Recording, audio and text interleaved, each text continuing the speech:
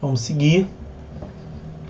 Agora, tendo visto já, tendo situado essa questão da unirrecorribilidade, tendo avançado mais além da mera questão em torno da legalidade estrita, vamos agora tratar melhor da fungibilidade. Então vamos ao princípio da fungibilidade.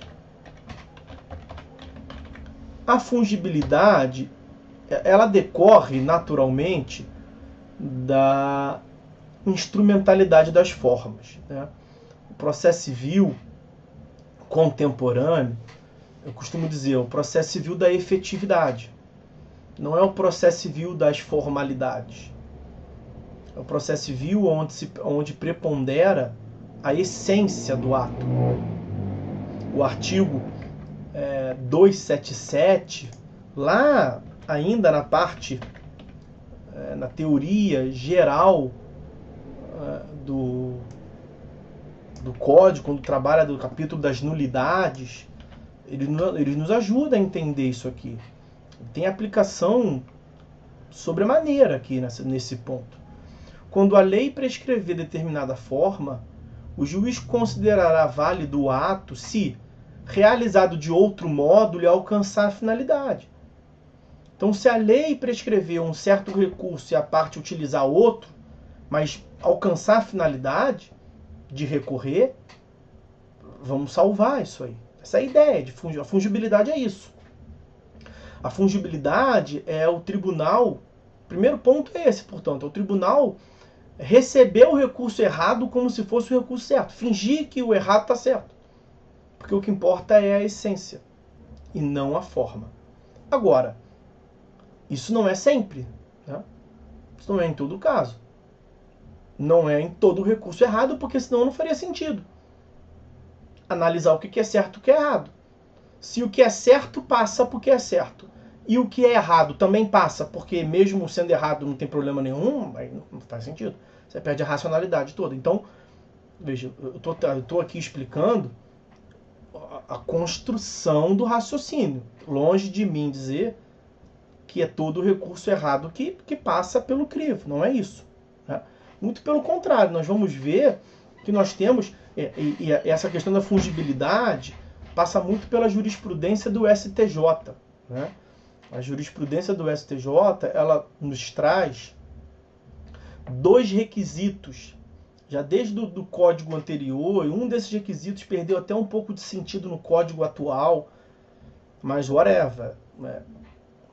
De todo modo, mesmo que tenha perdido um pouco de sentido, vamos continuar tratando, né? Não há revogação expressa, não é incompatível também, vamos assim dizer. Nós temos dois requisitos, portanto, para a aplicação dessa fungibilidade, para que você possa receber o recurso errado como se fosse o certo.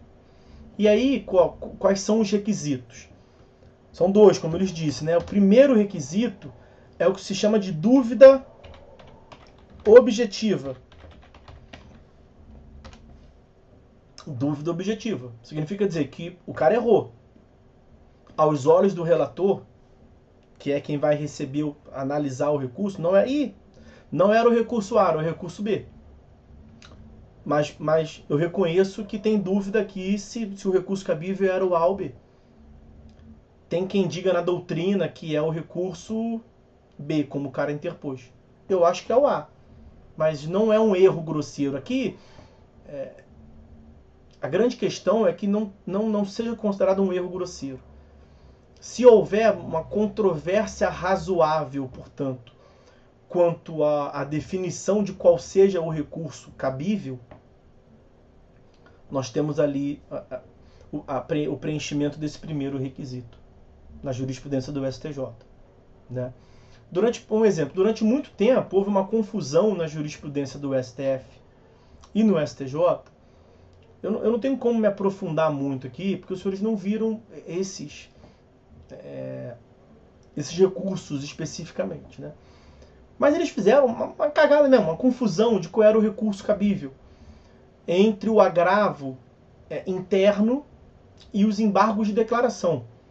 Eles diziam que você tinha que recebiam um como se fosse o outro, que a parte, quando interpunha o agravo, interno. Na verdade, ela tinha que interpor os embargos de declaração. E o tribunal estava errado. Na verdade, o tribunal estava errado. Eu não tenho como avançar muito aqui na controvérsia, porque os senhores nós não definimos quanto que é o cabimento do agravo interno, quanto que é o cabimento do embargo de declaração. Minimamente, o agravo interno ele é cabível da decisão unipessoal do relator. Nós vimos que o relator pode decidir monocraticamente. Da decisão monocrática, você pode interpor recurso para levar para o colegiado. Esse recurso que leva para o colegiado chama-se agravo interno. Quando você interpõe uns embargos de declaração para aperfeiçoar a decisão do relator, ele recebia como agravo interno e mandava para o colegiado julgar. Estava errado isso. E aí essa confusão que eles mesmos provocaram fez com que as partes começassem a interpor agravo interno, mesmo sabendo que estava errado. Durante muito tempo eles recebiam um como se fosse o outro. E aí depois eles voltaram atrás. Novos julgadores corrigiram o equívoco. Como é que eles iam deixar de receber, mesmo eles estando certo? Tinha que ser embargo de declaração. Para aperfeiçoar a minha decisão enquanto relator, o recurso cabível é embargo de declaração, não agravo interno. A parte diria, mas eu interpus agravo interno porque o tempo todo você, tribunal, dizia que era agravo interno. Então tem uma dúvida objetiva. Mesmo que não seja, então recebe, por favor, porque eu cometi o erro até induzido por você, pô. Recebe, por favor. Você não pode me prejudicar por uma questão formal como essa. Inclusive, nesse caso, ainda mais óbvio, foi um erro que você provocou.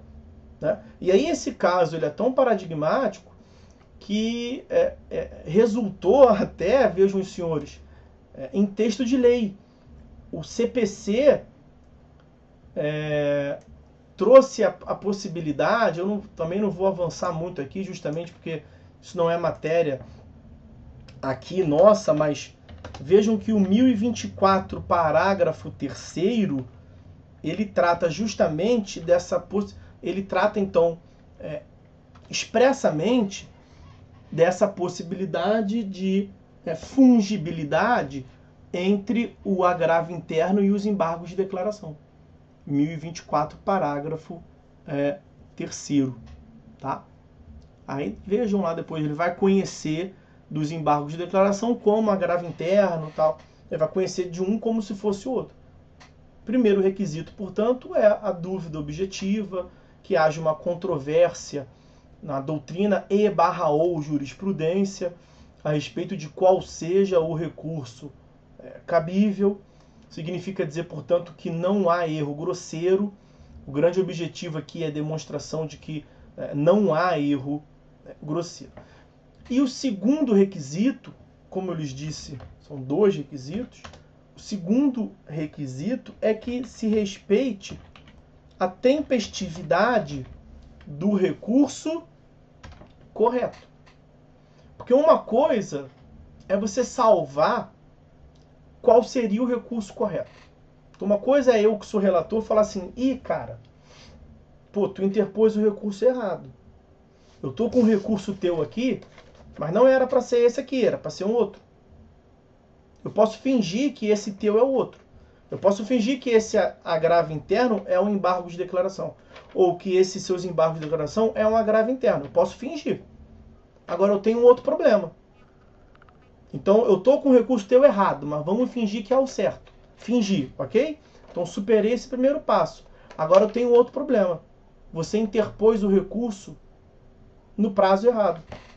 Porque como você achava que era o outro, você interpôs no prazo do outro, e se o prazo do outro é maior, você lascou. Você interpôs no prazo maior. E a tempestividade é um requisito intransponível nos tribunais. Eu vou repetir especialmente estando próximo da entrega de trabalhos. A tempestividade é um requisito intransponível, insuperável nos tribunais. Eles admitem superar diversos requisitos, mas a tempestividade eles não admitem. Nós não falamos lá do artigo 932, parágrafo único, da princípio da primazia da resolução do mérito, um pouco dessa instrumentalidade das formas. No momento próprio eu vou falar, olha, a tempestividade não entra nesse balaio aí não.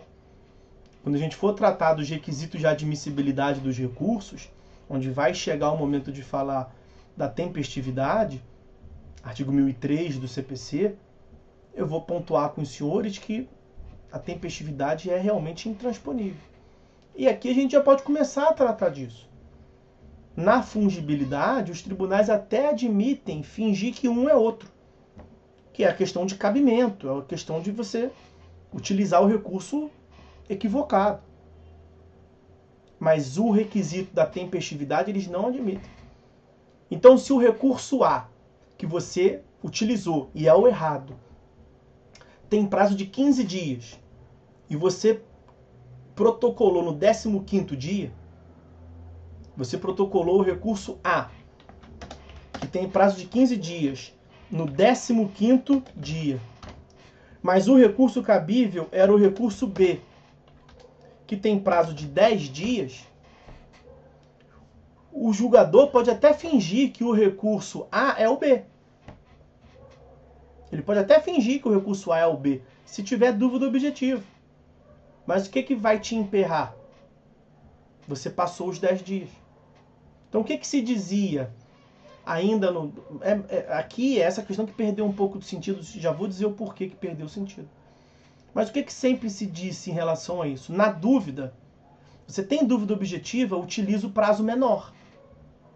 Então você está em dúvida entre A e B, protocola o A, se você acha que é o A, vai chutar o A.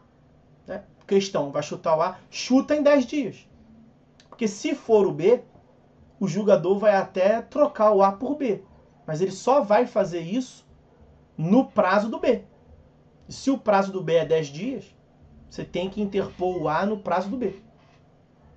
Porque senão, você vai tomar na cabeça, vai tomar um indeferimento por outra razão, pela tempestividade. Então, o segundo requisito para ser salvo, para essa boia de salvação da fungibilidade, é a tempestividade. Ok? Por que perdeu hoje em dia o sentido? Porque o Código de Processo Civil de 2015, ele empreendeu uma unificação dos prazos. Nós vamos tratar melhor dos prazos no próximo tópico da disciplina, que são os requisitos de admissibilidade dos recursos. Mas o artigo 1003, parágrafo 5º do CPC, prevê que os prazos dos recursos são todos de 15 dias. Todos de 15 dias, a exceção adivinha de qual? Dos embargos de declaração, como sempre. Tá? Então essas são as considerações que nós tínhamos que ver sobre a fungibilidade, o que é, quais são os seus requisitos. Vamos ficando por aqui, portanto.